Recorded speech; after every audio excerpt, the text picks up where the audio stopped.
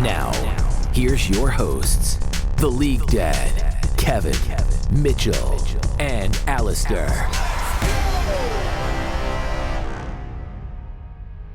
What's up, gamers, and welcome to another episode of the All In Podcast. I'm the League Dad, and as always, joined with Kevin, Mitchell, and Alistair. This is Season 4, Episode 10, and we're going to recap all of the LCS action. Obviously, the story of the week is TL versus C9. C9 comes out ahead. I mean, I think, C9 is good enough for sure, but I think most people had Team Liquid to win that, including 3 out of 4 of us here. Mitchell was the only one. I'm sure he'll brag about it later, but he was the only one to predict C9. But today we're really just going to revisit some narratives because LCS is all about narratives, and week to week, the narratives are changing, and so we'll revisit some of these things we've been talking about and seeing all split and seeing if that still holds true today. Because it is interesting to see how the split has been shaping out. There's only 2 more weeks of the regular season, so it's about to be crunch time. So here it is. We'll talk about TL and C9, the battle for top. Most people had TL as number 1 team in a best of 5. Well, now that they lost to C9, do people still think that's the case? We also, have talked about Bwipo being that wild card pick, picking out these different champions. But at this point, seeing his gameplay on Jax and Shyvana, like how far is too far, and should he continue doing that? We talked about C9 with the coaching. LS, when he left, we were like, what is C9 doing? Well, maybe that was the right decision because they are, I believe, undefeated since LS has left. We'll look at 100 Thieves, that was a team we were watching kind of decline since they can't really play through bot lane since TP changes have been made. And now they're the sole owners of third. So we'll revisit that. And CLG, guys, they are not the worst team anymore. In fact, they might even make playoffs. So narratives changing all around. But let's just kick things off with Team Liquid and C9. That was a game I think everybody was watching. I'm bummed as a TL fan. But what are your overall thoughts on the game? Do your opinions change of the power for number 1 between TL and C9? Go ahead and speak on that a little bit. Honestly, I'm pretty 50-50 on it. Because I feel like the game was a lot closer than it should have been, just looking off of draft. To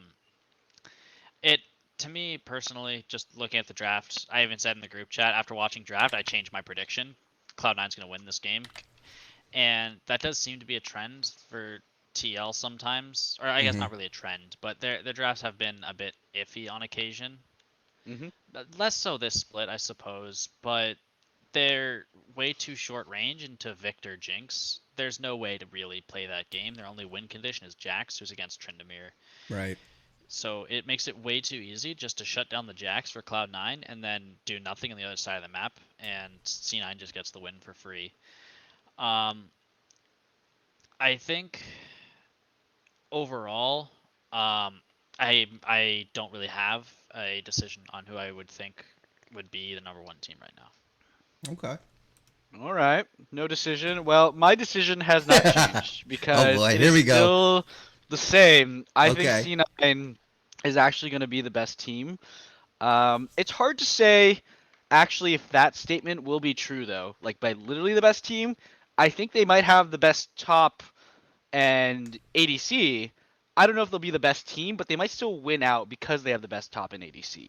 And I think it's not like it's a far stretch. Like, I think Summit, people are going to say Summit gapped Bwipo. That definitely didn't happen, right? And I don't think Berserker is that much better than Hans Sama, but it does feel like there's just kind of ramping up, and we haven't seen too much of Berserker at all, and we've only seen a little bit of Summit, really. He hasn't had a long career. Hansama and Bwipo have had very long careers. Well, Bwipo, not so much, right? But Hansama, definitely. These 2 players have had long careers. We've seen a lot of what they can do, and sure, they're improving all the time. But I feel like Berserker and Summit, they could just keep going to the moon, and this team, I definitely think, I think they're going to end up number 1 at the end of spring. Who knows what will happen in summer, right? The meta will change. But, yeah, I agree with Alistair that the draft looked pretty doomed from the beginning. I was kind of looking at Red Side last pick for TL, and they went for the Jax. And a lot of people were saying, like, they should have gone Malphite, or they should have gone just some sort of Engage, so we can let the mid-range champions like Ryze, Zeri, Mm-hmm. and Viego get in there. But they picked Trundle. Like Cloud9 knew exactly that they're like, okay, Malphite's a great pick here, right? Good into Tryndamere, good into Jinx, great engage, right? And then they picked Trundle because they knew exactly what was up. I Mm-hmm. honestly think the Viego pick, that was the big mistake. Picking Viego into Victor, into Jinx, into Tom Kench even was super troll because these are champions that also outrange you, and stuff like Tryndamere and Tom Kench, you can't one shot, so it's Yeah. harder to reset on Viego. And I thought that was a big deal. And honestly, if Team Liquid had picked Trundle there instead of the Viego, I honestly think the draft could have been salvaged.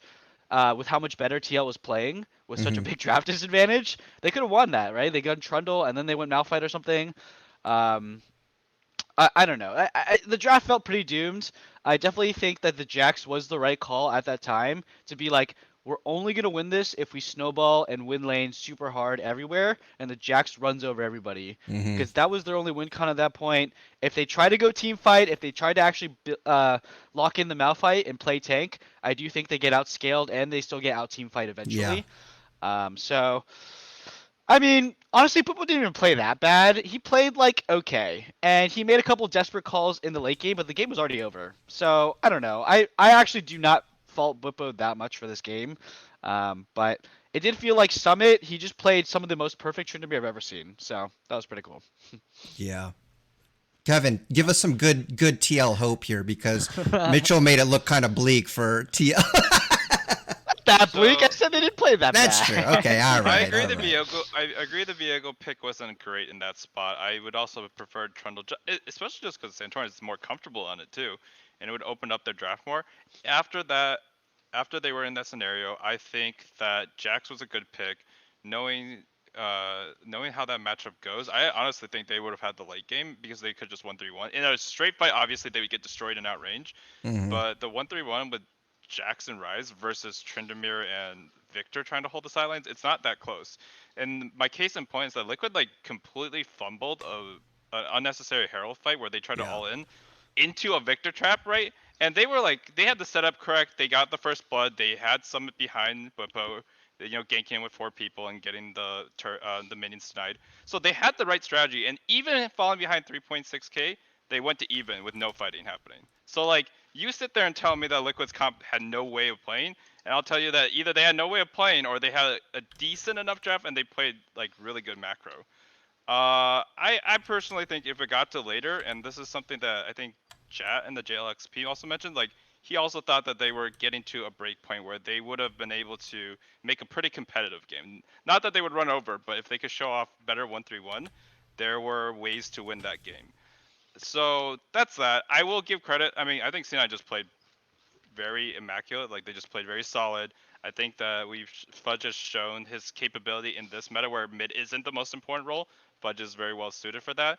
I am worried, and I don't think it'll happen for this playoffs, but I would be worried if the meta ever were to shift to like hard carry mids, which I don't know if it will this year, but if it does, I think C9 will flounder because it's a lot easier to Well, beat. it depends on the picks, right? If it's assassins, in the hard carry mid lane meta, we know Fudge can play those. So I saw him play Aurelia, and I was like very not impressed. okay, but his Aurelia last year was sick. His Lee Sin Yeah, was sick. that's the problem. So If I mean, it's one of his sick characters and he's not doing well on it, how am I supposed to trust first time assassin play? okay, I I guess have more it's- hope. Yeah, exactly. But Yeah, I give we're- C9 credit. I think that right now, if you power rank them, they probably have shown more consistency, and so they're probably number one. I still think in a bestified Liquid wins.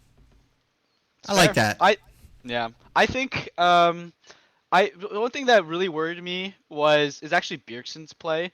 Mm. I actually watched Team Liquid vs C9 a couple of times, and I watched the draft go down a couple times because it was easily the most interesting thing that happened this weekend, right? Mhm. And honestly, Bjergsen, God, I hate the early pick Ryze in general, just in drafts, but sometimes a player can make it work because Ryze is just one of those champions, right? Like if you're good Mhm. enough at Ryze, you can split push, you can 1v1, you can 1v2 sometimes, and this tank build is honestly really OP. I'm glad they nerfed it. Bjergsen is not it though. Bjergsen could not play this champion, specifically in that Rift Herald fight. Honestly, it was a pretty bad call from TL because not because they had they didn't have a bad setup. The timing was just like off very slightly, right? Hansama was on the way, and they walked up and they got Trundle pillared and they just got ran at. Like that's pretty much what happens.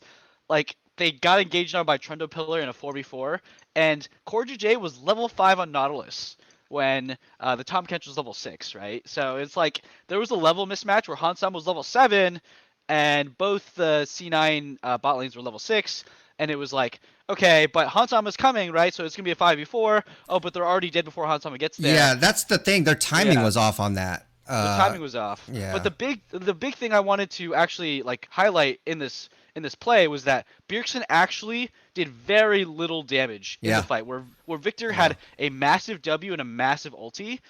He stunned multiple people. He got a ton of AoE off. All Bjergsen did was hit the Tryndamere and then run away and then miss a couple Qs and then just walk in and die. Like I watched it like pretty detailedly. The beginning of the fight, he's just hitting Tryndamere. He runs away. I think he misses 2 Qs. And then as Hansama gets there, he kind of just walks in and dies.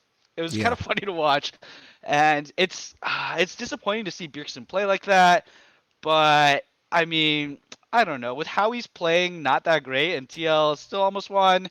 I don't know. It's like the game could have been won, but I just don't know if he'll get it in time for spring finals, right? Well, I wanted to, you actually hit on one of the narratives I was going to ask, revisit, and that's, is Bjerg underperforming? Because, a lot of questions with him coming back from retirement, right? And he looked fine. And, because Team Liquid was so good, maybe it hid, his underlying flaws of like what's happening. And, I did continue to look at his stats.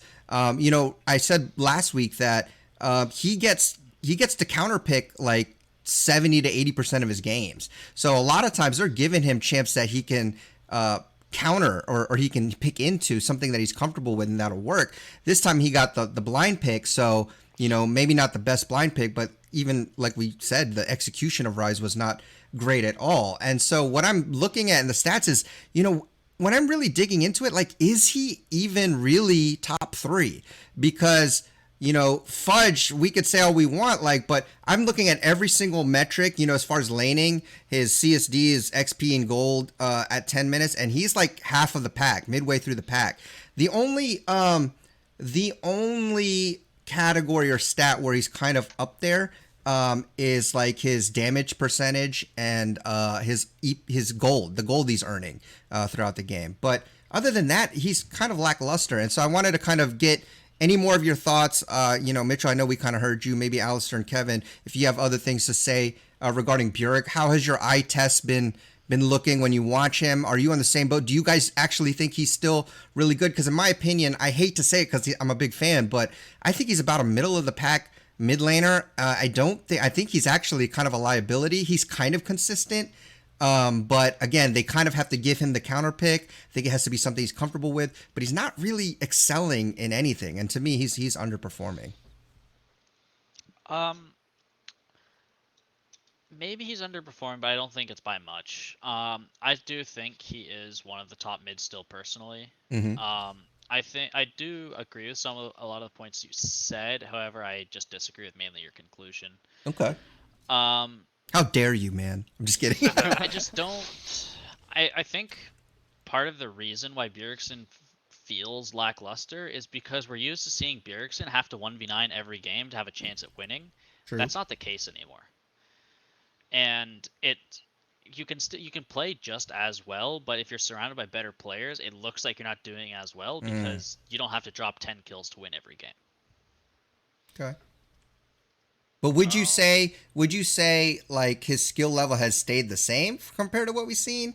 Or, I mean, in my eyes, I think there's a difference between him being consistent but not really standing out and actually underperforming.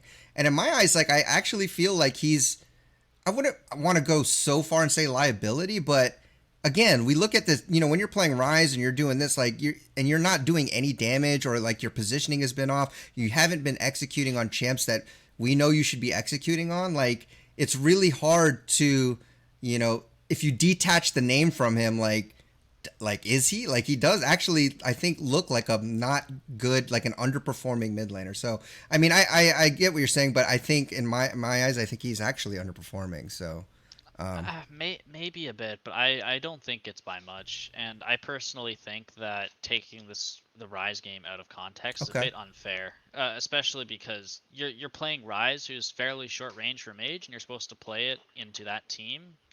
That's that's really hard to do any damage at all. True. Well, yes, I agree. I think highlighting that exact Rift Herald fight was pretty egregious, though, what he did. But I think Mm-hmm. for the overall game, yeah, honestly, Ryze is gonna have a hard time doing anything until you can get into side lanes and you can start split pushing. But Mm-hmm. that Rift Herald fight, if you guys want to go watch it, viewers, listeners, people on this Yeah. podcast right now, slow it down, watch Bjergsen play. Yeah, you're all gonna be like, what is he doing at the end? He just runs in Yeah. and dies. Like he just Oh, actually I walks in. agree. It Yeah, was definitely a so bad fight, but yeah. everyone has those. I mean, Yeah, it's I true. I don't think I think it's a bit of an overreaction to say he's middle of the pack. I think he's still top 3. Maybe he's not 1, but Yeah. I do think he's still top tier mid. Okay. Fair enough. I mean, I think based on I usually judge players based on the eye test anyways, and while I do think he did underperform that game, and that was not a good game from him. Like when I think of all the major games that he has popped off on against 100 Thieves as Victor, like a week before this week, right? He absolutely dominated them. It was like great spacing. He did mess up a little bit in terms of some of the casts, but he's always in the right spot, always high impact, didn't die a lot.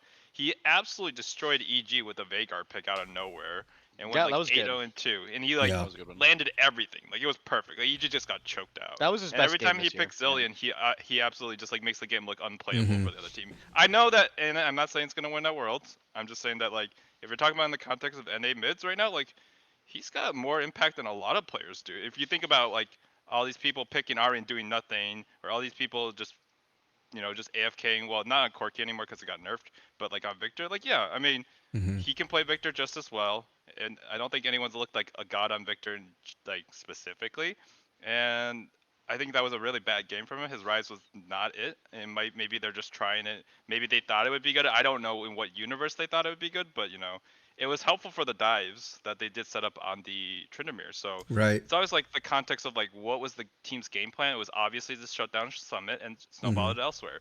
It went off the rails the second they made like one of the like worst timed calls for the Yeah. Herald play, and they managed to pick it up. And then Bwipo decided to take some risks, and that's fine. He wins just as many games. He wins not just as many. He wins more games than he loses playing like that. And so as long as you know they understand like what was his idea.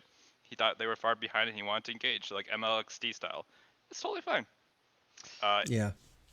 in a Yeah. best of 5, it'll look way better.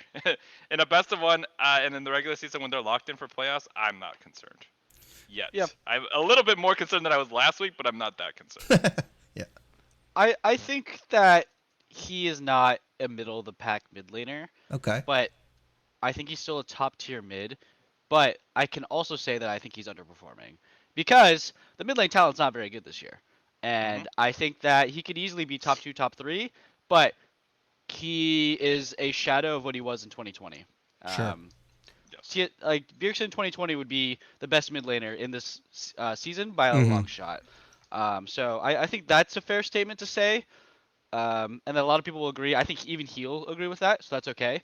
Um, I honestly I would like I thought a lot about this game and this draft. I have one more thing I'd like to comment on this draft of this Yeah. game is that I mean TL's not stupid, right? Like C9 first picked Jinx. They're not dumb. Like TL intentionally gave over Jinx, and they gave over Tom Kench, and they blind picked Nautilus Rise into Jinx, right? Like they very clearly had a plan, um, and it almost felt like they pivoted at the end. It Mm. felt like they pivoted to go topside, but when you have Jinx and then you lock in Nautilus Rise, it definitely sounds like a camp bot game. And Yeah. then they just pivoted and they went, actually, let's camp top because my top laner locked in Jax. So it kind of felt like definitely like Mm. the Jax was a bit of a YOLO pick. I mean, we were even saying, I think, like earlier in this podcast where it was like, well, there's nothing that's salvaging this draft, so just go win lane, win game, right, with Jax. Right. So And I think that honestly, that's how they should have played this game. I don't actually think going up top lane to try and shut down Summit should be your game plan if you're going to beat C9.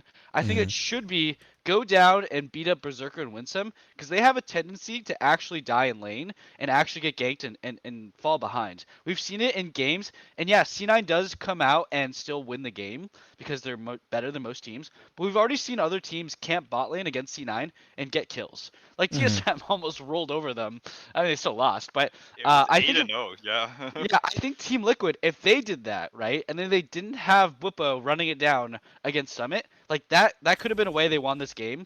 Just say, actually, Bwipo, you are gonna play Malphite, and you're gonna be miserable, and you're gonna get dove 24/7, but then you'll just TP bot or run bot or something, and we'll just kill them, and we'll stack dragons instead. So, um, I think like Berserker and Winsome, I actually think Berserker is like a just such a good player. Like his Jinx, he had actual like point and click rockets on his ultis. That was crazy.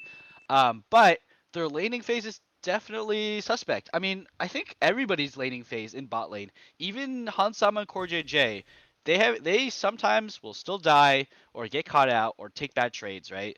So, and then Berserker and Winsome, they have a tendency to do it more so. I still think that Winsome, while he is actually a really, really good support, he's not actually that good at laning phase.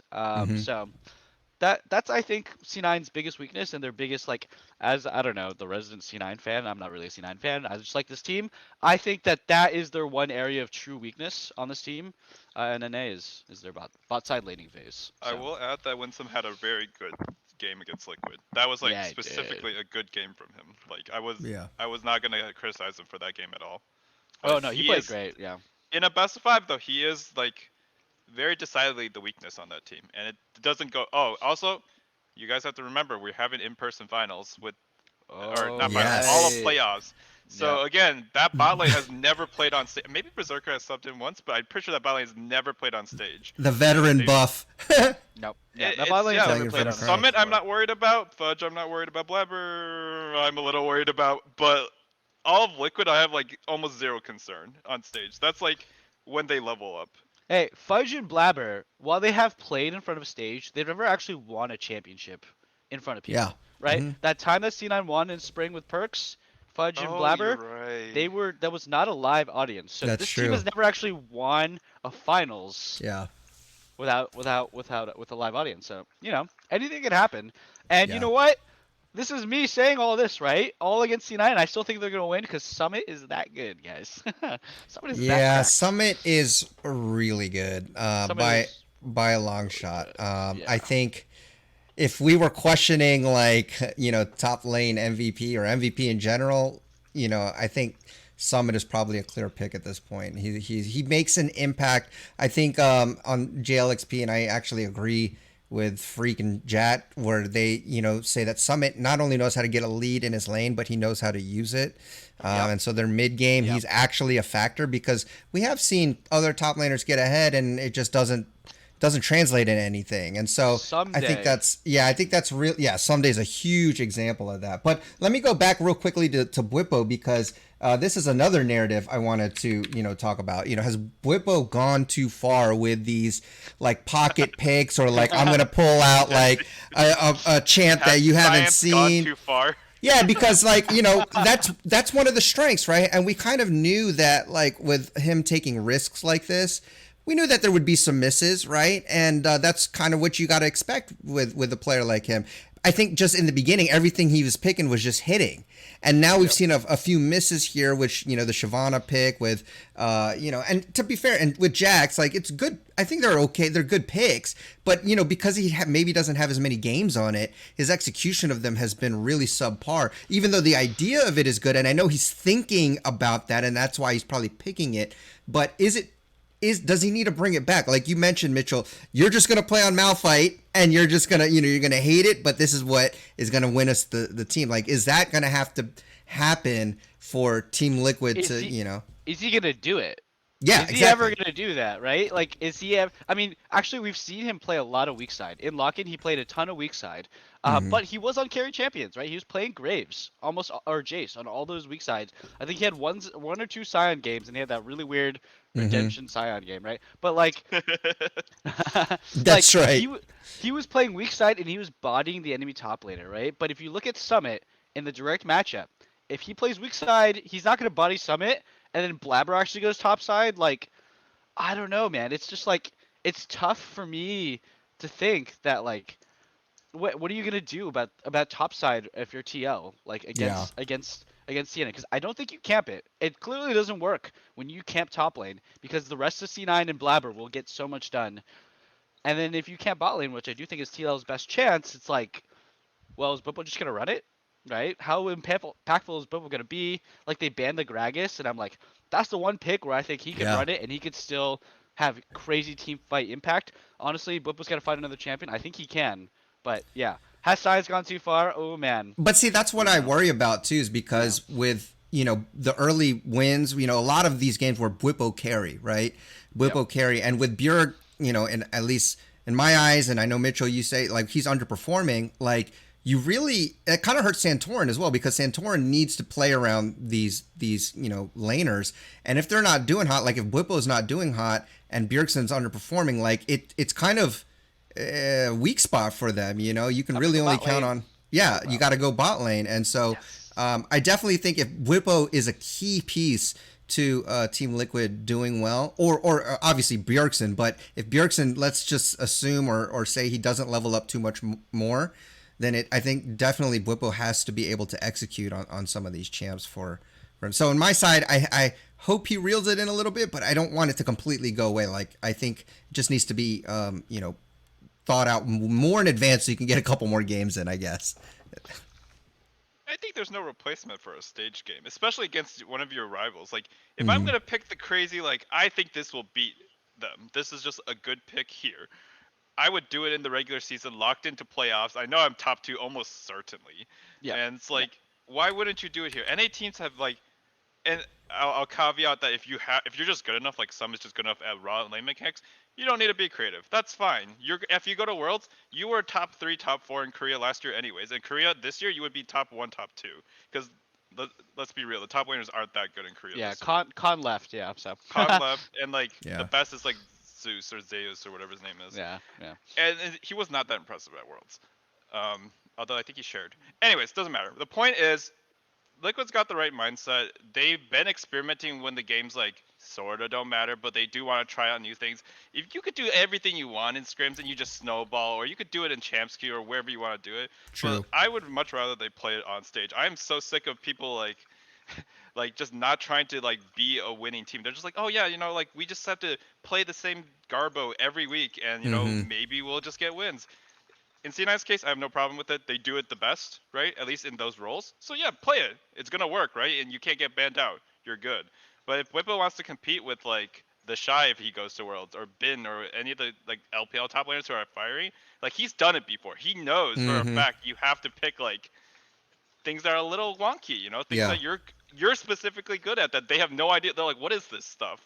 Yeah. Yep. Um, Unfamiliar and matchups. Yep. unfamiliar matchups, and like, yes, he's not that familiar, but who cares? He lost, and they're still gonna go to finals. So I That's think very it's true. totally fine, and it's a good mindset. I'm more worried that Bjergsen won't get online in time. I think Bwipo played Yeah. a really good weak side in lock-in, and he just didn't need to for most of the regular season because that wasn't the plan, right? Yeah. But if they need him to do it, I think he's one of the best because he's one of the few players who, like, when you're behind, it's like he doesn't care. He absolutely doesn't. He doesn't look at the scoreboard. He's just like, what do I need to do? If I need to die, I'll do it. Even Yeah, if yeah. you tell me don't die, I'll still do it. Yeah, yeah. That's true. So contrast that with like the revenge game against Summit, right? The next day, or was it the day before? Immortals played against him, Day and before. he got absolutely rocked, and he could not play the game, and he had no Mhm. impact.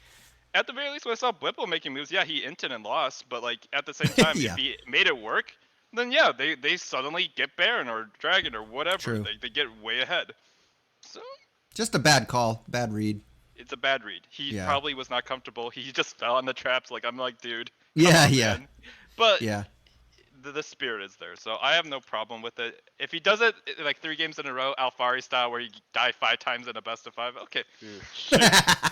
Oh my no. gosh, that was so good. See, that was Yeah. egregious, right? First blood in top lane all 5 games. That was so funny. Oh Almost my. the same timing every game. And I was like, oh no. Blabber is just like, I guess it's time for Alfaro to die. I don't know. Oh man. Yeah, It's part of his that's math. You know how like there's like a full clear timing? It's like at the end of the timing you add 10 seconds to walk up top lane. Just to Oh, kill the God. duo. Real quick, go back, take my Krugs. Good times. Good stuff. All right, Good times. let's move on to C9 a little bit. We have been talking about him here and there, but I actually just wanted to talk about LS, right? Because that was a big storyline, right? Like LS leaving, we don't really know why, whose decision was it? It seemed like they didn't like his coaching style, and we're all like, what? But we were going to see exciting drafts. Well, look, they don't need exciting drafts because they're just that dang good. And even with LS gone, was C9 making the right decision in the first place? Like maybe the coaching was like not going to be conducive to winning, and you know it looks like the decision that they made seems to be paying off because I believe they're undefeated ever since LS They has lost been.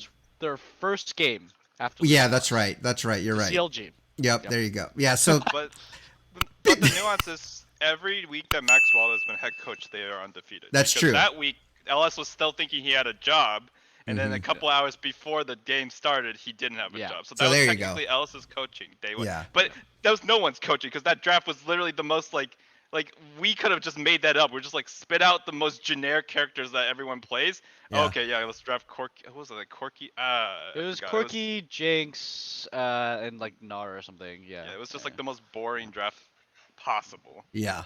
Yeah, I mean, and so that's what I mean. Like, talk about C9, talk about, you know, I know we've been just already talking about them. So if you have anything else that we haven't pointed out already, like it could be the coaching, it could be that they don't need to pick weird picks. They can actually play normal meta stuff and be good at it. Like we said, you know, Summit, amazing laner. Berserker doesn't need to actually lane that well because once it hits 20 minutes, he's just online and team fights doesn't matter. Like, you know, if he can, if he can just at least stay alive, like, and not fall behind too much, which again, they've been okay. They're just not great at laning, but I think they've been okay. And you know, once they are online, they know they're online and they move forward. But, you know, Blabber's been great. Fudge, I actually think has been pretty good. I think he is a top tier mid laner. I think he's the best performing mid laner right now. Actually, I think I have to agree. I think I agree with you because you know, talent's so bad. It's like it's gotta be Fudge, right? It is, and you know, like I said, so Jojo Pion is still he's probably still the best laner. But as far as like overall performing for your team, impact for your team, I definitely think you're right with Fudge. So, is there anything else you guys wanted to talk about C9? Just go ahead, Kevin. Yeah, go ahead. Well, I mean, sorry, Kevin raised his hand, so I was like. Go ahead. What I was gonna say is, I think C9's doing the right thing if they want to get wins here and they want to win LCS, but I think they're doing the wrong thing if they want to win Worlds or if they want to win MSI. Oh or even yeah, Far. okay. Because like at the end of the day, like the skill of this team was always like, regardless of who was coaching, right? If I was coaching it, if you guys, if us, like you know, the All In podcast plays coach, right? Yeah. Like we were just Fire trying to Gauntlet, Demonic Embrace, all 5 champions. The point is, like, there was enough raw skill on this team that it was going to be at least top 3, top 2 pretty easily. And, like, they clearly rolled higher than we thought they rolled preseason. So, yes, they were going to win either way. And I think Maxwell's probably doing a good job because they are winning. But the thing is that, like, is Berserker better than Viper? Is he better than Gumayushi?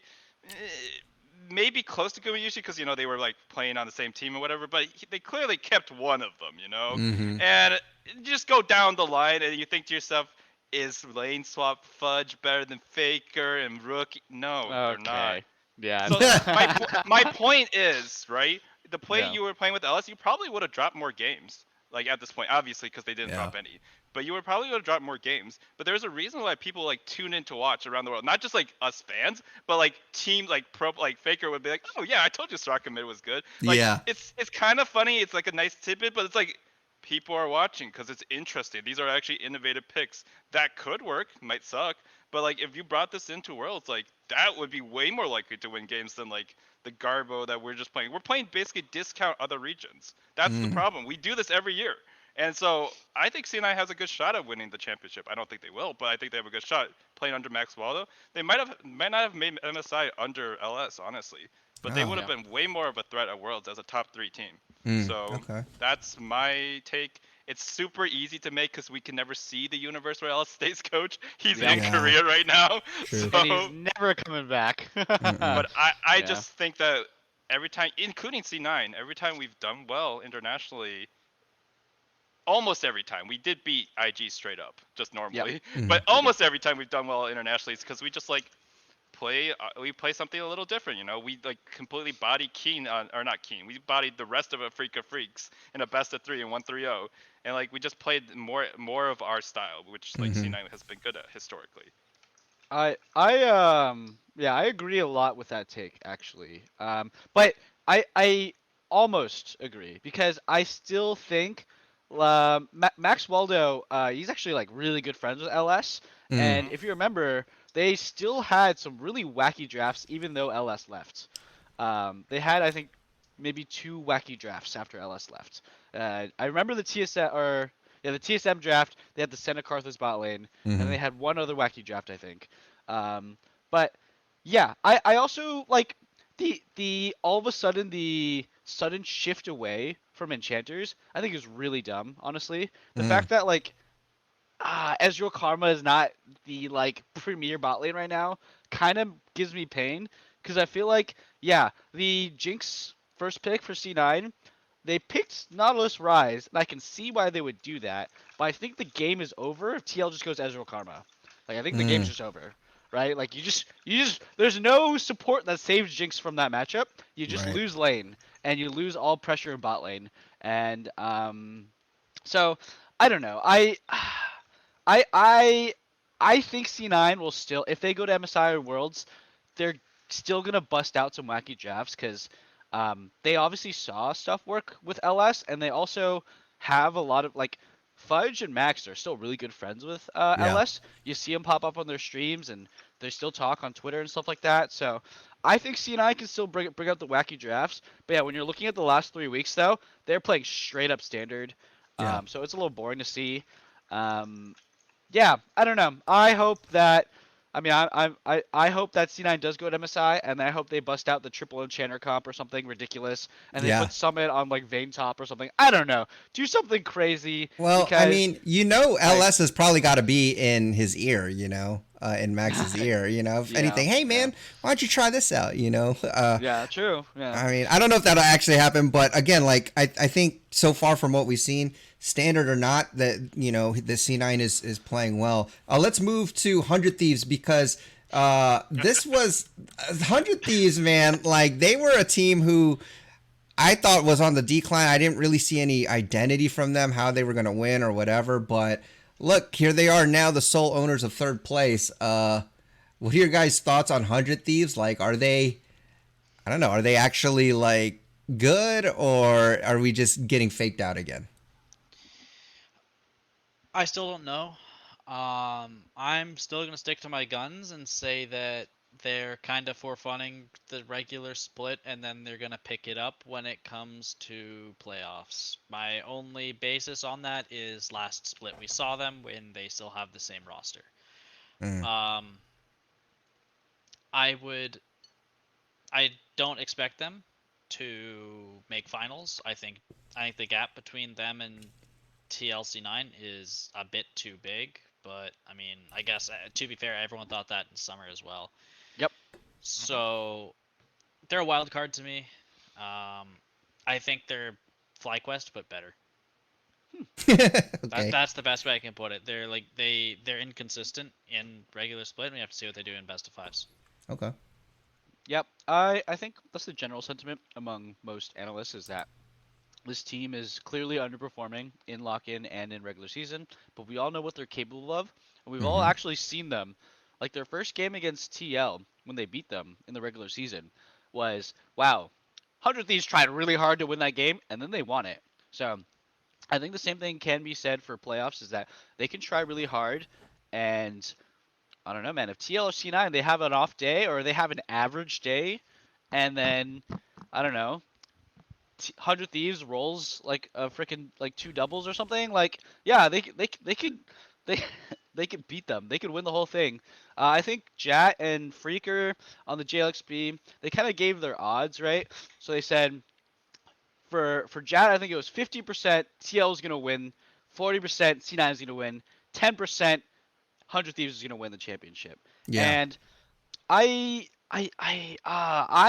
give 100 Thieves more respect than that. I Wow. think they have I don't know about much higher, but they do have a higher chance of winning that. Like there is a very possible world where I see 100 Thieves upset TL or Cloud9 in the semis Dang. because TL and Cloud9 are preparing for each other, and 100 Thieves Mm. comes in with an immaculate, super solid game plan, and they do not mess up. You don't see Abadage getting walked up and murdered, and they actually make it to finals. And they pick Um, Vi Galio CLG style. yeah, that would be hype. Vi Galio. Yeah, I don't know about that one, but they could do some What if it arcane was stuff with Vi. actually, again, what if it was actually like a 500 IQ play on their part? Like, we're just going to try things. We're going to experiment. We're good enough to be in third. And then, all of a sudden, playoffs, they're like, okay, now we actually, this is what we've really been working We on. hit the ground running. Yeah, like Yeah. I mean, that's we've heard of teams doing that. Like I think the famous one is G2, right? They kind Uh-huh. of really mess around in the regular season, and they Yeah. even mess around in playoffs. And then oh what? They go undefeated in the lower bracket. They win the whole thing, right? Mm-hmm. So, um, I could see something like that happen with 100 Thieves too. They could come into playoffs and be like, all right, now it's time we play, and then they lose their first match and they're like, okay, maybe we shouldn't have messed around. We're kind of rusty guys, and Yeah. then they make a crazy run through the lower bracket and they win the whole thing. Because you know what? Lower bracket is actually beneficial to be in once you reach finals. Because frickin' the top seed in the upper bracket has to play like, or they don't get a free loss in the Mm-hmm. finals, right? So 100 Thieves, I mean, lower bracket is OP. 100 Thieves, we've seen what they can do. They can 3-0 what we thought was the best team last year. Yeah. I give them more credit than 10% winning the finals. Okay. So, yeah. Yeah, I think 100 Thieves has been playing. They will be better, right? They can be better, and they will be in the playoffs. I think they've been playing pretty garbage, Yeah. honestly. During yeah, they went 2-0, but dude, are we just gonna ignore the 11K deficit they fell Hey, behind? but they to came Golden back. No, they didn't come back. Golden Guardians left the building. Oh Okay, my if God. my I'm opponent's faker and he leaves the keyboard, I do not brag about. Okay, maybe I will, but I would I brag. don't feel. I definitely don't, in my heart of hearts, feel good about that win. I'm just And like, that's so I'm oh. funny. 100% with Kevin. 100 Thieves did not win that game. Dignitas lost that game. Yeah, Golden I was like, Guardians. Golden how has no one Guardians. mentioned this yet? Yeah. That was one of the most egregious. Okay, no, that's not true. The Misfits versus like G2 or That whatever was game. bad too. That Yeah. was Good worse. stuff. Okay, that was worse because the lead was bigger and it was at 17 minutes instead of Mm-hmm. the lead here was like at 30 minutes. It was like 11K. Yeah. Golden Guardians threw that like no other. Like we're not gonna talk about. Everyone's talking about like the 10 minutes no one clicked top wave. Okay, yeah, that is egregious. That's actually hilariously bad. That's But hilarious. That's so funny. if you were watching the game, I could see like, oh, okay, they were like, well, we need to commit to this to get this next agenda. We need a group. But the problem is, no one on that team had the voice to be like, okay, but we're still like up 7K. Let's just split them to death Yeah. and then get our objectives. Like we can force them on one side and get Baron, Oh, or we have a force them on the other side and get rise. Soul. How We did have a 100 rise. Thieves come out of that and get Soul? I don't know. I mean, it was Clown Soul, so it wasn't that big of a deal. But it could have been the difference, right? Honestly, if you look back and see those fights, like the movement speed plus ability haste, or ultimate ability haste, could be useful, right? The problem is like there's just never a world where that should have happened. So no, 100 Thieves did not play Yeah. well. If you fall behind 10, 11K to Golden Guardians in the early mid game, you are playing like really badly because Golden Guardians has been on a downtick, right? Yeah. So they're not good right now. They'll make playoffs. They're not gonna pull the Mad Lions where they just mess around in the regular season and don't even qualify, like they did in LEC. But I have faith in them, and too, I think that on a good day they could beat C9 or TL. Like they are a good team. Someday is playing fairly well compared to last year, much better, right? Yeah. So like, yeah, maybe it's conservation of elo. They can only be so good on each player in a team, but like, I think that 100 Thieves will come back, and it doesn't. Again, spring split. First of all, it doesn't matter as much, and regular season doesn't matter that much. So like, all these Yeah. veteran teams that have won championships have a different mindset. Like, why would we play Senna Karthus bot? Because it's TSM, guys. For Yeah. C9's game, right? I'm just saying, it's not a coincidence when you see them messing around. Because it's like, it's good to experiment, it's good to learn. But if you lose, who cares? We know we're going to get playoffs. In Yeah. Liquid and C9's case, we know we're going to be top 2. And then in 100 Thieves' case, it's like, we get the lower bracket if we do mess up. Who cares? Yeah, really doesn't matter for them. And they only have two, I guess, what would be difficult games left. One is C9, and I guess depending on how you view them, the other one would be EG. But Mm-hmm. I mean, they have a pretty easy schedule. I mean, it could very well be, assuming they lose to C9, they could go 4-1, easily. So, but they could also go 1-4 on that too. So, it doesn't matter really because, like you said, they'll get even if they're in playoffs, even if they get lower brackets, no big deal. But now another team that we haven't really seen in playoffs or be not last in the past couple of years is CLG. Come on, y'all. No. CLG, are they going to make playoffs? That's what I got to ask you guys. And then you don't got to do too much analysis here. I will say I wasn't really a believer of Luger. I think I'm slowly getting on that train because he does, look like a bright spot to me on that team. But talk about CLG and if you think they can, make it on playoffs. Short answer, I don't think so. Yeah. I think they have the second hardest schedule over the next 2 weeks of any team. The hardest schedule being FlyQuest. Realistically, in order to make playoffs, they would have to make up one win over EG. And to be fair, those teams do play each other. Yeah. So that is a very important game. But the next 2 weeks they're going to be playing EG. They're going to be playing Golden Guardians. They're going to be playing Liquid C9's next TL game and for them. C9. Yep. TL, C9. We could have ended the conversation there. Yeah, right there. Those Yeah, two. like They're losing to both of them. Yeah. It's rough. Yeah. I don't think the odds are not on their side. Okay. Yeah. I'll just say that. I maybe, but they won 4-2 against none of those teams. Yep. None of the teams they're supposed to be competing against. Not convinced. Yeah. It's hard for me to have a ton of faith in CLG, considering their strength of schedule. I do think that they're definitely not the worst team in the league, right? The worst team in the league is TSM. I think the interesting question that I don't know anybody's gonna have the same answer is who's the second worst team in the league, right? Yeah. Who's ninth? Who's right above TSM? Right. Also, Tons. TSM. Yeah, fair. That's not bad, right? But tons of people in the past and earlier in the split would say CLG, but now I think people are not so sure, right? Because CLG, Yeah. who they beat? They beat Golden Guardians and they beat FlyQuest, right?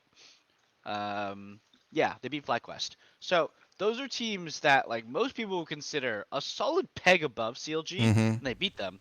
And then you kind of start to think like they're trying to beat EG to get the last playoff spots, and it's like, who is actually Yeah. good and bad in this league? All right, you got TL and C9 here, TSM over here. What's this thing in the middle? What do we call that?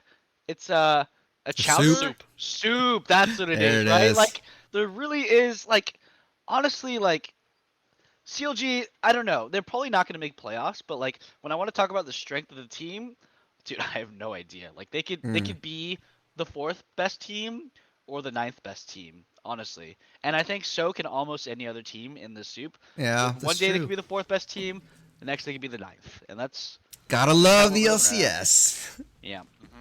Yeah, I think CLG's not going to make playoffs. They just can't win the next 2 matches. That's just going to put them like out of contention probably. Yep. Not Probably. maybe not mathematically. 8-10 is still enough if they win Super Week 3-0, but like it's just a hard schedule. They have gotten their stuff together. It's just too late. They had a weak start in the first half. As far as power levels, they probably could be as good as like a sixth place team, like in terms of power level. But they just got destroyed in the first half, right? So it's unfortunate, but it's good. It's still funny because they're just so much better than the worst Yeah. team. I would say the second worst team, unfortunately, is probably Immortals. They've lost like 4 matches in They a row, have. 5, and Ooh. which is weird because like they have So like the depressing. tools to be good, and I think Revenge has actually gotten better. Besides that one match where he got blasted by Summit, I think he's actually been It's playing Summit, it's okay. well. Yeah. Yeah, see, Yeah. like that's I don't really mind, right? I think he's been playing fairly well. Yes. Otherwise, recently, but his team hasn't, so it doesn't matter, right? You're the top Mhm. laner, you're like, oh okay. So I think CLG is good. They got their stuff together now, like better, but it's just too late, and that's unfortunate. And I'm glad that Luger is playing well. I think him and Poom have like been a pretty competitive bot lane, which is again, there's so much competition in the league in the middle, right, in the soup. Mhm. That's why I was saying the average level is a little higher than last year, but the top 5 is weaker. Okay. Yep. Yeah, I think that's pretty much sums it up, is that on any given week, that's why things change from week to week, because someone goes 2-0, another one goes 0-2, and then they like flip flop switch. next week. Yeah. So it is sometimes really hard to tell. I think it's just exciting to finally see them, in a positive direction. Like I said, anything could happen. I don't know if it's Has it highly been- likely, Has it but been like 3 years since they made playoffs? 2 years? yeah. 3 years? Yeah, if they make playoffs this year, they would be breaking like a really long streak. Yeah, Like I a mean, very long streak. you kind of had to wonder at what point would they ever like kind of get good again, They pay I mean, yeah. To Go be ahead. fair, if you want to talk about making history, TSM not making playoffs, That's Oh a yeah, big it's one happening. too. They Yeah, they absolutely. it's it's not not possible. they're just not gonna make Yeah. playoffs. Like this That's is the first crazy. year. You can already say the record's been broken, and Yeah, it's not even playoffs yet. They yeah. didn't I make mean, playoffs this year. Yeah. it's. Wow. I'm pretty sure it's mathematically impossible, but it's also realistically impossible. There was like a Yeah. Reddit post like this one path where they can get there, but like it involves a lot of tomfoolery to happen. That's It's like funny. almost impossible. It involves not- a fat paycheck. Yeah, Yeah, it we're not probably there needs to go yet. undefeated. Yeah. How much is Reggie's house, and how much can he divvy up amongst the teams on their match list? Yeah. Right. Yeah, Yeah. dude. Also, apparently, okay, now we're talking about TSM all of a sudden, but Yeah. apparently TSM spent like $5 million this year Yep. on their Wow. roster. They bought out Shen Yi and K-Duo from the LDL. They bought out their contracts. Gosh. But that Can was I only for just 1 say- mil. That's only for 1 mil. So 2 out of 5 was 1 mil, and the other 3 were 4 mil. So where's Why that are they coming from? paying Hooney and Tactical this much money? Okay, Spica, yes. Speakum was Give him the probably very money. Expensive, but But why are you paying Hooney and Tactical money like it's Tactical still didn't have a 2019? buyout, right? As far as I could tell, there was no I buyout don't for know. Tactical. No, They he just didn't. got Hansama. There was no buyout. He, yeah, Tactical's contract ran out, I believe, last year. Mhm. So that was his contract. Whatever that rest of the 5 million was, the contract is, it's probably another million or close to it for Tactical. Yeah, That's pretty crazy. And more The- importantly, the double lift Vulcan, obviously double lift wouldn't be on that roster, but like that double lift Vulcan Jensen roster, like they were saying, like it wasn't as cheap as the 5 million cheap, but it was around that ballpark. Like it was a little bit more. Is Mhm. what Lena or Parth? Yeah, I that's forget what. who. Yeah. Oh my god! If they made that roster, oh my I might be god, I might be dude. wrong in that. I might be that it was only Jensen and Vulcan, like, and then whatever Mm. they would put around it might be closer to. No, this is 5 with million, DL but even too. so, like, even so, I'm like, you chose the LDL prospects who could have been good. Like again, if they were good, we Yeah. would just be like, wow, what great scouting. But it's TSM, so it's like, It's did they also scout like, well? listen, Hmm. like I think we were talking about this like a couple of pods ago. Like literally, if you're scouting on TSM and you listen to like 2 games that Shen Yi's in comms, you're like, oh, Yeah. he might have a problem with Spica, cause Spica wants to be the shot caller, and Yeah. Shen Yi is literally talking our ears off. So Exactly. I don't Bad know. scouting report. it's terrible. Oh my And they gosh. dropped $1 million for him. It's always fun. It's always fun, I know, for a lot of people to just speak bad about TSM, because it feels like redemption for a lot of people. Like it's finally like the giant. Yeah, vindication. The giant is down. Hey, look, I'm just glad I jumped ship when I did. All right, moving on to any meta stuff you guys want to talk about. Or Mitchell, I know you wanted to mention some builds that you were seeing and that we are possibly going to see in pro play. So if you want to lead off with that, or talk about. If you want to talk about any other meta stuff, like same, I mean, it looked pretty much the same as far as There's- Prio. There's a But really we did big see match. Renata. 12.5B. Really 12.5B. big. Yeah, Okay, so- talk about that that after first. Mitchell, though. Okay. I'll talk first then. So there's a build going around. I'm not gonna say I pioneered it, but I definitely have saying. been playing it. He's saying he pioneered it. I've been playing it since basically they nerfed. So discovered Chemtank Akali was a thing, right? Chemtank into Demonic Embrace, very powerful build. They nerfed Chemtank to no longer interactions. So I tried it with Frostfire, and boom! Oh my god, Akali with Frostfire Gauntlet Demonic Embrace is impossible to kill, and she still one rotations you.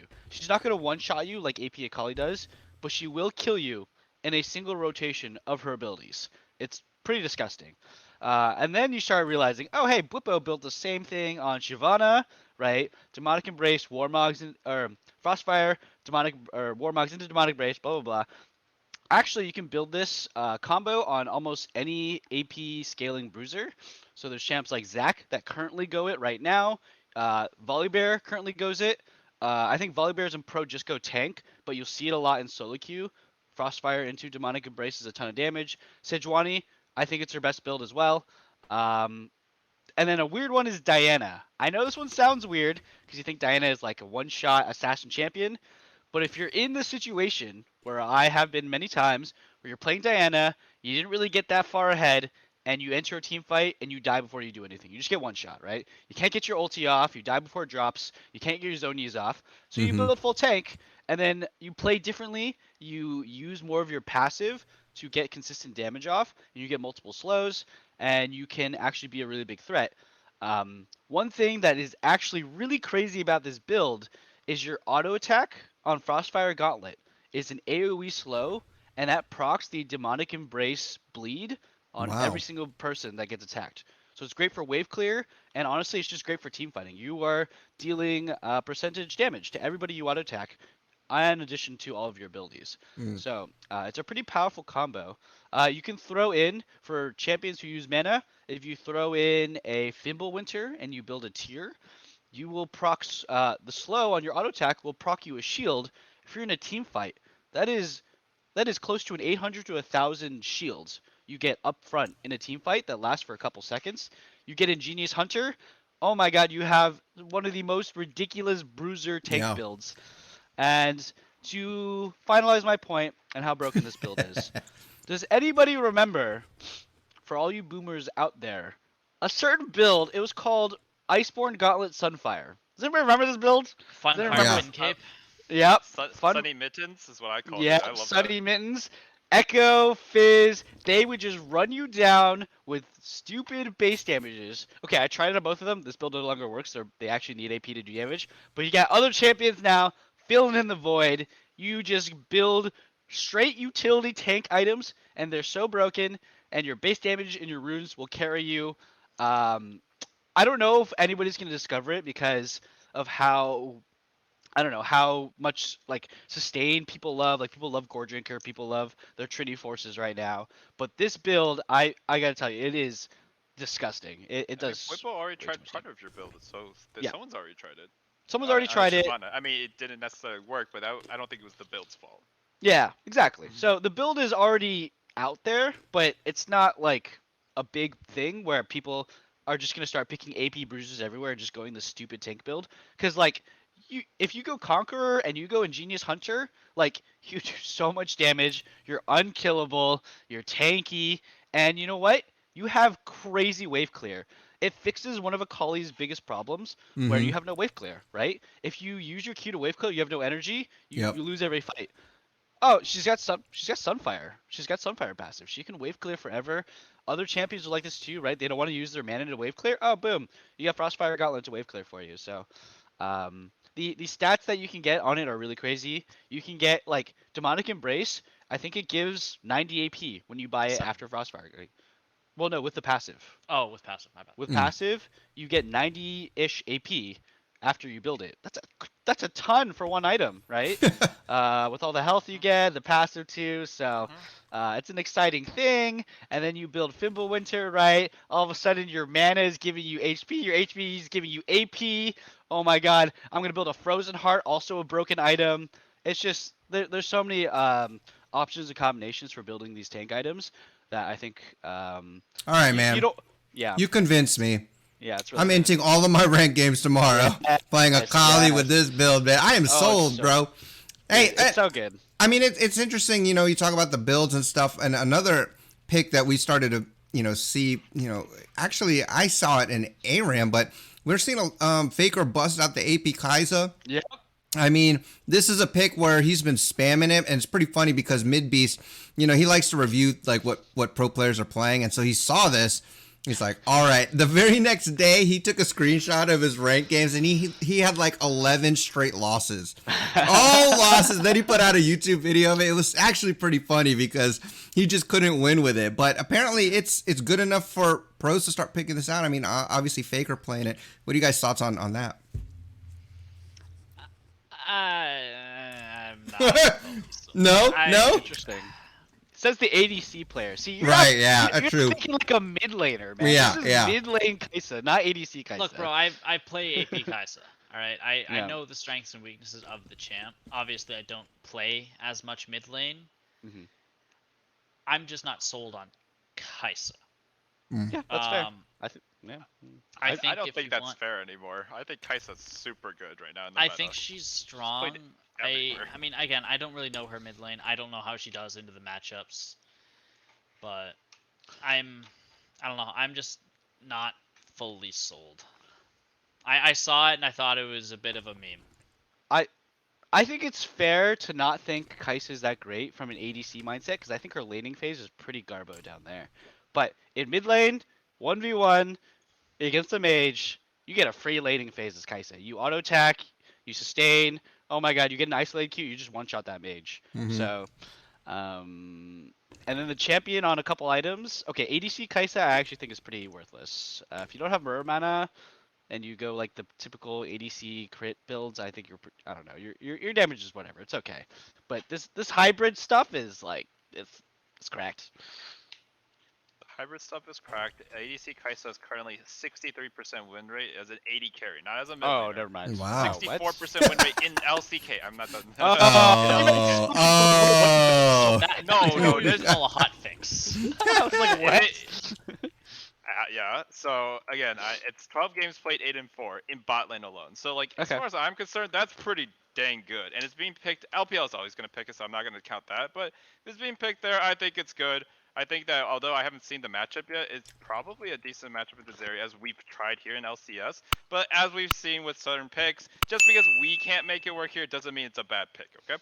When I see Vex, yeah. I do want to say I'm pretty sure LCK is already playing on current patch, which does affect it. That it was a big help to Kaisa with all the 80k. Wait. Switches. LCK is already playing in 12.5B? I think so, aren't they? No. Because it dropped last Wednesday. Well, the stats I'm talking about were all from 12.4 and 12. Oh, okay. I have no idea okay, how my bad. LCK works, so I don't know. So I have no they might be playing on it this week, but as far as I know, historically the data it's already been a high win rate before that on 12.4. So I think it's fine. I think it's a good pick for pro level play just because pro players will love the ability to dive in. They're more coordinated. There's like a actual value to that ult, which is a very like big power for power budget. And then her W is just ridiculous in competitive play when you're organized, you're sieging, you're making like you just hit a random one and then the squishy's at half health. So there are very few spells that can do that with so little risk to the character, right? Dude, So, it's from off screen, man. It's like impossible to die. it's The from hitbox off screen. is It's massive. wider than Nidalee Spear, and it's faster, and it does more damage. Well, Dude, that unless thing is it's like a 4 max Teemos bridge. wide. That thing is actual BS, dude. When I And see, it resets when it Yeah. hits someone, and all you gotta do is get 100 AP. And I'm just Dude. like, I look at that, I'm like, I why just did feel we broken. nerf Nidalee Spear? Remember when Nidalee Javelin Yep. was like 90 units wide, and now it's 60? Yeah, what was that about? They were like, we need to balance this, and then they put Kaisa out like a season later. So Yeah. that's my meta. I think Kaisa's good. Again, it's hard to tell because if you're in solo kill, she's gonna get rocked. Don't pick her randomly unless you like are playing flex maybe. But she's good in professional. Yeah, it's almost like the Corki pack or Corki missiles, if you think about it, because Yep. if you're hitting champions with it, you could just keep spamming that sucker, and it's super annoying. I'll take playing against Kaisa rather than playing against Corki personally. Yes. Right. I actually, random damage is ridiculous. I'd also Why rather did- play against Kaisa than Jace. Why did Corky just fall out of the meta? By the way. I told you guys, it's because package is not available for Herald. That was Yeah, it's just package. huge deal. Really? I think the champ's still super broken. It's still worth picking, but it's yeah. no longer. It's still worth picking, but it's no longer like as easy to pick because it's just like before. It's like, well, he's my early game strat because I get Herald, and then afterward he's my late game strat because he's Corky, right? Now people would just rather pick Victor. That's the truth of the things. They would always rather pick Victor. I see the idea behind it, but like the power of Ma, how many AP mids there are? There's a serious lack of AD mids, right? Corky, I feel like should still be very top tier, right? You can build a Ma, you can still be a literal DPS damage threat, and then you can still go Ludens, you can still go Mermana, and you can still poke people. Like the champ does everything right now with the builds that are available. It's probably because pro players don't like playing him. Oh wow, okay, maybe. It's so egregiously boring to play Corky. Boring. And I play Corky. When I smurf, I love playing Corky because I'm like, I'm gonna win every part of the game. But it's just like why Yumi isn't as popular, even when she's like giga busted, right? There's just like a certain like feeling where you're just like, this is awful. Like I'm doing nothing for like so long, and then like I get strong, right? But you can't even package at 8 minutes. There's no joy for the first 10 minutes, and a lot of pro players don't want to pick it. And you might want to blame coaches, but pro players have a lot more input on a lot of teams, than you would think. I also wanted to bring up, if we're done talking about the meta, the Champions Queue point. But if we have anything else about the meta, let's go to Alistair's talk. On patch notes, and then after that we'll just talk about Champions Queue. Right, you got something in your mouth, LeagueDad? You want to share with the class? I'm sorry, you guys don't know this, but. I'm an old man, and I've recently joined a little basketball league, and I am famished because I am starving, and I'm super sore, and I literally played right before we got here, so pardon me if I'm Dad eating. plays basketball? Really? No. So cute. It's really just an excuse to exercise, trick my body into exercising. So there you go. That's good. All right, let's talk about patch notes. Thank you. Okay. Alright, so first thing, Aphelios got hit pretty hard. His laning is a lot weaker now. He's much less durable. Ashe got some pretty insane buffs. Yep. She's top tier right now, where Ashe is very likely going to be pick ban. Rip and ARAM. Draven buffs, that doesn't matter. Jinx, she got some nerfs. I don't think they're that crazy. It kind of hurts her laning a little bit, but not by much. She's also still going to be top tier. I do think we're going to see some Lucian. He is very good at punishing these champions who don't really play as aggressive in lane. His passive also got buffed, so with he's even really good with engaged champs as long as they have Font of Life. So definitely possibilities to see some Lucian, which also means we might see some more Samira because lower range champions. Master Yi doesn't matter. Tank Rise and got nerfed. AP Rise got buffed. Yep. I think Rise might be dead because I don't think you can play AP Rise. The champ sucks too much. Yeah. He's only good if you play tank. Yeah. The AP Rise is also only better once you pass like 300 AP or something. There was like a break point, and it's like 3 items, and then you like start actually being a little better. And I was like, he wasn't playable before. Unless Tank Rise is still good, I think Rise might be dead. I would agree. But if Tank Rise is still good, then he's still gonna be played. But otherwise, Varus got some buffs, but it's to his on hit on his W, so I don't think it actually matters because attack speed items are trash. He will get played though. Varus TK he will get played because he's good into a lot of the champions. Yep. But he's not going to be doing damage. He's going to be a lane neutralizer, kind of like a Gragas, but worse in my opinion. Like I said, attack speed items are bad. He's gonna get you some plates. Yeah, that's pretty much it. He's Pryobot. That's he is really all it a is. Tom Kench funnel, and then Tom Kench will carry the game. But here's a tip for you: if they pick Varus TK, you pick Ashe Renata. Oh, interesting. Ashe Renata. Yep, hey, we've been seeing some Renata across the world, and you know what, Alistair? We've been seeing some Samira around the world as well. I just said we're gonna see some Samira. Yeah. No, we're not going to see. We've already seen Samira a couple times. We saw Gumayushi play it, and then we saw someone play it into Gumayushi. And guess what? Gumayushi won both times. But yeah, it's pretty interesting. It's pretty exciting. I love that champ. She's so much fun to play. So I last hate playing against that champ, but I agree that she's fun to play. Yeah. I hate playing against it. It's honestly so AIDS when you play against it. last major change, and this is the biggest of all of them, the Zeri changes. Oh, yeah. Dead She champ. got her base AD crippled, her health growth Mhm. is higher, her Barely. base armor is lower. That's the big one. Yep. Yeah. Well, her base armor is only down by 1, but the scaling is down by 0.5 per level, so she loses, what is that, 9.5 It's per level? 10. I think it's 10 total. 10 total armor It's she lost. 9.5. She went from Oh, because 82 she and a started half level to 1. 73. Okay, yeah, it's yeah. That's a Her lot. her right click damage got absolutely smacked. Her Q total physical damage actually went up. By like Her 5 damage, so whatever. yeah, but it Yeah. adds up pretty quickly. Her E got hit pretty hard. Her cooldown, her E Pierce got hit really hard for early game. Dang. Her stacks hit per champion on her ultimate for her initial ultimate got lowered, or sorry, got increased by 1, but the bonus movement speed per stack got reduced by 5%. Basically, that was the long way of saying Bruiser Zeri, not very good anymore. If you Yeah. want to play her, she's crit. I think champ is just dead. In my And opinion. secret sauce on crit Zeri, she doesn't kill tanks very well. I Yeah. mean, to be fair, neither did Bruiser Zeri, but like, I don't know. She does slightly more damage, but she gets one shot like everyone else now.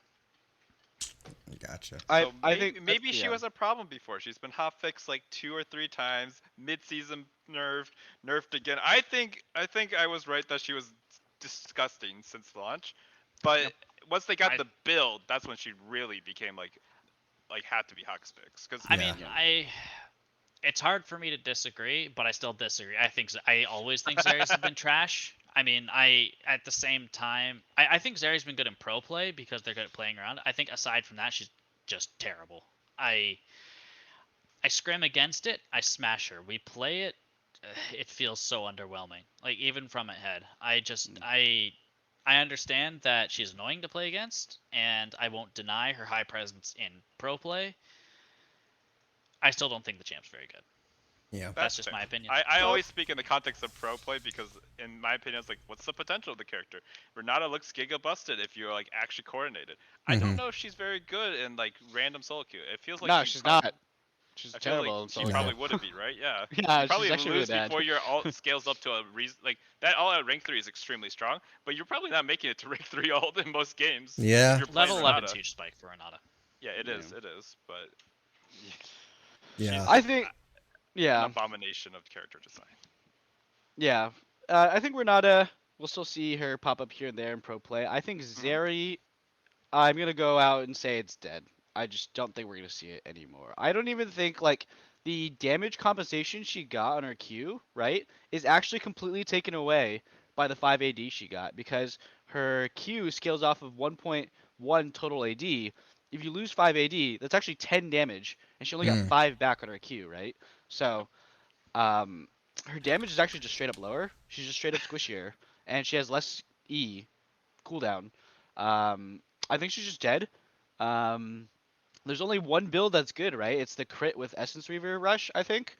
And it's like not even that good, dude. You don't even burst people. Like you build Essence Reaver to burst people, and you don't do it with Zeri. So No, it's not. You know what Zeri build isn't nerfed though? What? Full AP burst. Oh yes, Oh, gosh. that was fun seeing early highlights. You just ulti and then W people and they're dead. That was funny. But yeah, I think for pro play, I think until she gets buffed or every other ADC gets nerfed, we're not gonna see Zeri for the rest of the split. Yeah. Yeah. Okay. TLDR, the patch notes, we're gonna see more than 480 carries. Yeah. Zeri's dead. It was Yeah. an 80 carry patch. Yeah. Plus E Um, randomly. And Right. Rise. Yeah, and Rise. And Locket, But- actually. Locket was a big nerf. I was especially sad because in ARAM, I would go Ingenious Hunter and go Guardian on tanks, and oh my god, Locket was just so broken. You'd heal, Yeah, you'd it like is. shield for like over 10,000 a game. I do want to talk about just ARAM in general, really Yeah. quick before we leave the meta. ARAM is defining the meta, guys. Okay, Yeah. this Frostfire, Warmog's Demonic Embrace that Bwipo built, I literally build that all the time in ARAM. Yeah. Before he ever AP did. Kaisa is born in ARAM 100%. AP Kaisa was born in ARAM like 2-3 years ago, Yeah. right? Like so Yeah, long we've ago. been doing it forever. We've been doing it forever. Also, AP Corky was born 3-4 years ago, like forever. People have been going AP Corky. And only now is it just hit pro play. And it's not like these things changed that much, right? It's just that their other builds got adjusted, the meta changed, and now people are realizing that these builds can work. But they always had viability to an extent. And all I'm saying is ARAM, hey, we called it, right? The Shy, he plays more ARAM than solo queue. He said it in an interview in 2019. So boom. Vindication. ARAM will make you into the Shy. I believe it, man. I'm liking some Shy would ARAM. destroy me in an ARAM. Oh my god. Yeah. Okay. Hey, Kevin, do you want to go ahead and talk about Champions Queue and what Ole said? Because it is pretty interesting. Yeah, so I'll just try to give the synopsis of it. Yeah. But essentially, he was both on Summoning Insight and he got asked about it, but he also made a stream that where he talked about it. Mm-hmm. And essentially, what he said is that Champs Q, he liked it, but there were some issues, which was that first week a lot of people played. At the end, only 20 or 30 people were playing, and it's basically the same people. Yeah. And part of it is like I'll give credit that if Riot fixes MMR, maybe like changes that up, maybe there will be more people playing, right? But I think, and this is more likely, I'm pretty upset because Ole's literally calling it out. Like there are teams who just don't play Champs Q, like Yep. TSM, for example, does not play Champs Q except for Shen Yi, who plays quite a bit of Champs Q. And then he also said that 100 Thieves doesn't play that much. They play more, but not that much either. And he's like, yeah, I mean, which teams are looking kind of during the season. It could be a coincidence. He also said that people are just like not motivated to play Champs Q. Like some teams, not the top teams. The top teams have like 2 or 3 scrim blocks, but some teams like their scrim blocks just like from 12 to 5, and then they just don't play the game that much afterward, or they don't they just solo queue, or they don't play on Champs Q. So like to me, this is like NA moving the goalpost again, saying, "Hey, we have low ping, Sucks. we'll all play, we'll definitely do it." And I'm like, guys, just because you don't get the prize pool at the end because you're not in the top 10, right? Of Yeah. most games played, doesn't mean you don't play Champs Q. The whole point of Champs Q was just to practice and to play against each other and compete at low ping. Now you're just choosing solo queue or you're choosing to comms off, which I get it. If you need a break after scrims, fine. But you can't always be comms off. You can't always just be playing solo queue. After you begged and said this was the only reason, Yep. you can't really compete, right? Yeah. So if they fix Elo and then this is fixed, then I take back my words. I'm totally fine to do that. But I think this is NA just proving that you can't you can lead a horse to water, but you can't make it drink. Like Yeah. this is just ridiculous. Yeah, Yeah. I mean, we've seen this before, right? We've seen this so many times where the idea of Champs Q is it's not a new thing. Yeah. It's been an idea many times before, and a lot of pros just say, yeah, I don't care. In-houses. Yeah. Yeah, In-houses were this- organized by the Golden Guardians coach and Core GJ for like I think the last 2 years or so, and people just stopped playing them. Yeah, Yeah. like, And then this isn't a new thing. We've seen this before. It doesn't really surprise me. I think it's a damn shame because you get all these players who want to be in. Oh, there goes Mitchell. Like you get. I mean, I know people who are grinding every day so they can get into Champions Queue, Right. and then you just hear like the people who have it are just like they don't care and they're just like wasting the opportunity. I mean, Yeah. I think it's pretty lame. And I will think say Riot should too. just implement like say, hey, you need to play at least once every other week. Yeah, I or think you it's lose got to access. be part of like the contract or something. Just because like one thing that he also said is that like grinding hard and like it's normal in Korea. Like when they like play, it's almost expected. Like players are. I mean, look how much Faker plays, for crying out loud. You know what I mean? And he's like the best player. Like he's literally the face of the game. And he just said that the culture here is that if you're grinding hard, you're like special. You're like, that's like the Kobe work ethic. It's like, seems, whoa, that's so Yeah, crazy. that's that he's crazy. doing that. Right. Wow. Yeah, and it's not that way in other regions. And honestly, I think that is a big part of why we're not as competitive as, other teams. And so at some point, I guess maybe, it's going to have to change like our mindset or whatever, the infrastructure within the pro players' contracts or scheduling, like that should be part of it, because I do think there's too many benefits to to pass up with it. Yeah, But I think it's like gotta be some sort of weird American mentality because it's not like this is just like a league thing, right? Like I feel right. like I mean, okay, Alistair, I think you didn't go to high school in America, but like I went to high school in America. Most of us went to high school in America, and it's like it was kind of seem as cool to like slack off and make it by. Like Hmm. that is 100% the mentality of like doing the least amount and getting the most. Yeah. And I definitely feel like pro players, they're coming in and they're like 19, right? They get signed. They have the biggest paycheck in their lives, and it's just like, God, they're getting paid way too much at way too young of an age. They think their life is set, and they Yeah. don't realize that this is not a 9 to 5 job. This is like a lifestyle. Like being a professional gamer, athlete, any of those titles where you are watched in front of millions, like it is not just a 9 to 5 job. Like it is your whole life. And if you don't buy into it, you are going to fail and you're going to get forgotten and you're not going to have a career after this. Yeah. So Absolutely. it's pretty disappointing to see. And Yeah. Well, yeah. I'm glad that he said something or that it's been out there because I hope it does kind of call out the pro scene because I mean, look, Ole can speak. He was ranked what 2, right? The split like Behind I mean, JoJo. he can talk because this is a guy who he'll grind and like that's what is really fun to watch. And I think, this is why even JoJo, even though he's, his team is kind of wishy-washy, like he's so good. And the fact that he got number 1 in Champs Queue is also it's like a spotlight on his work ethic. Like he's actually trying to be good. And so I hope it does kind of light a fire under the rest of the league and maybe, we guilt JoJo them will into get playing. because of this, JoJo is like almost guaranteed to get signed next year, right? Exactly. Yep. And I then think a lot these of other players pla- just don't have that foresight. Yep. They're like, well, if I don't win the 25K at the end of the split or 35K, whatever it is, like, what's the point, right? And I'm like, Yep. you could be more valuable as a player. You could have longevity. You could be good. Mhm. I don't know. Like, You could make I- $1 million contract as tactical on TSM, right? Yeah. yeah, All you have to whatever do it is is, fake. yeah. You just have to trick people for a year or two that you're good, and you're set for life, man. Yeah. It's so free. Exactly. It's really disappointing. I really hope that it's just like, because it's the end of the season and the MMRs is Totally kind of no. messed up, and that's why you can have really bad matchups, right? And if MMRs put in maybe, but I don't have faith. I would put money that they're gonna move the goalposts, and they're like, oh, we can't do this, we can't do that. I remember when Mhm. it was in houses, they're like, oh, we can't stream them, so that kind of sucks. And then once they could stream it, no one streamed them. And Yeah. like, League finally gave permission to do it, and they just magically stopped doing them. They stopped Yeah. doing in-houses. They stopped streaming them. And I was like, you guys just don't want to work. Like, Mhm. Yeah. at the end of the day, like people are like, oh, like, do you have to work when you get off your office job? Which Mitch was talking about. I was like, this isn't an office job. We're No. not getting compensated like an office job. Some of these guys, like, I think the median or average or whatever was like 400, 500K, which is like skewed, obviously.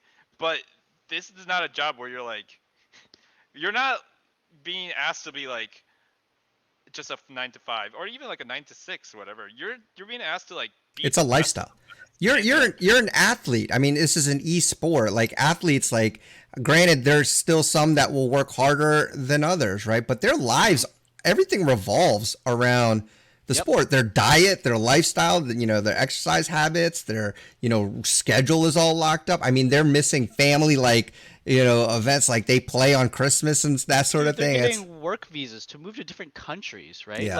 Like I Go ahead. can almost guarantee these are the same people who skipped high school to go play League of Legends anyways, and they played League 12 hours a day, Yeah. and now they're getting paid for it, but then, they don't get paid to go play Champs Queue, and that's why they don't do it.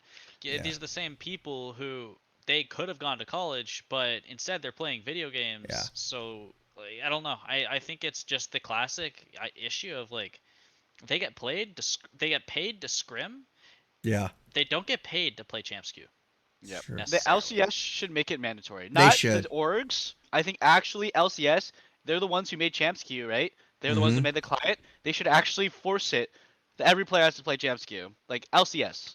The actual LCS should force the players. I think so too, and they have the power to do so. Yeah. Along with the new players association, which is supposedly more powerful. I will Right. say, like, I saw a Please. comment on Reddit, which I don't want to like say is my give credit to them, or I want to give credit to them and not say it's my own idea, but they were saying like essentially what it boils down to is like people are so afraid of the idea of burnout that they claim they're so afraid of the idea of burnout, they don't even get close to the realm of burnout. Yeah. Like Faker has been playing at top level, like top 10 in the world at I least, know. right, at his worst for literally a decade now. He's like at a decade. And these NA pros who have never have we ever heard of an NA pro grind his way out and burn out of the league?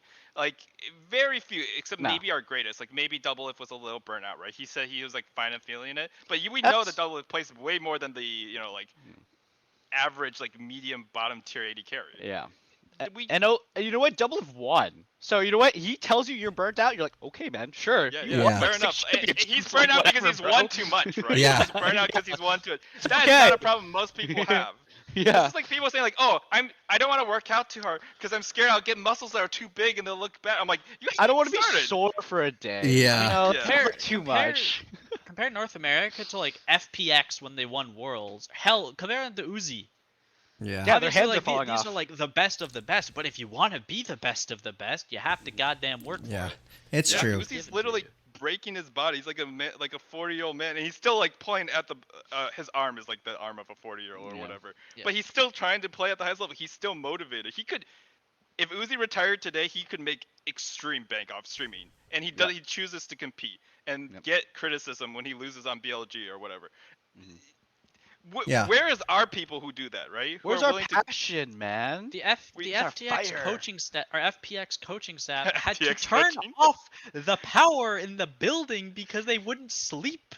That's hilarious. That's actually insanity. That's like so far on the other side of the spectrum. I don't know. I've never heard of that. I don't know. I'm not saying that's healthier, right? But I'm saying the NA is nowhere even close. Okay? Crazy. Yeah, I'm not saying do that. I want to emulate at least LEC in terms of results and in terms of hard work. At least there, okay? That sounds reasonable. They're also Western, right? We're not saying like different culture. It's literally Europe, guys. Yeah.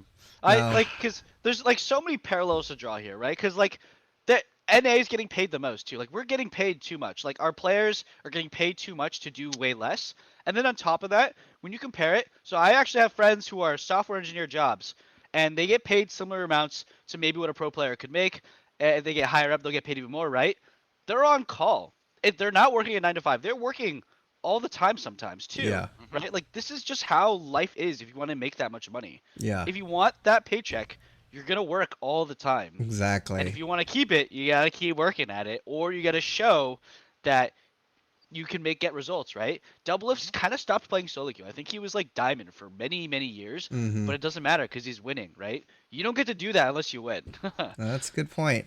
So. Yeah, I think there's a lot of a lot of things to see here from our culture of pros that is not looking good on them at the moment. Well, yeah, that's right. They need to get whipped into shape.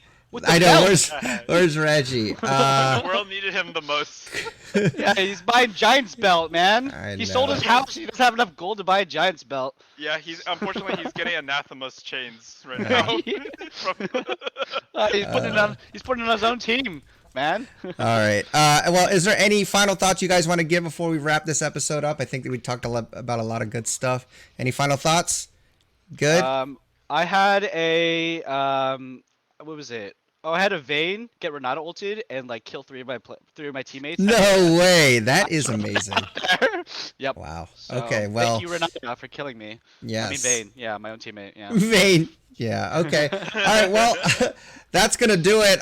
Maybe you guys should get a Renata game in and let us know how it goes. But thanks again for listening, everybody. I want to thank Kevin, Mitchell, and Alistair for always sharing their wise thoughts on the show. But until next time, guys, enjoy your climb on the Rift. Try not to be too toxic, and we'll see you all on the next episode. Peace.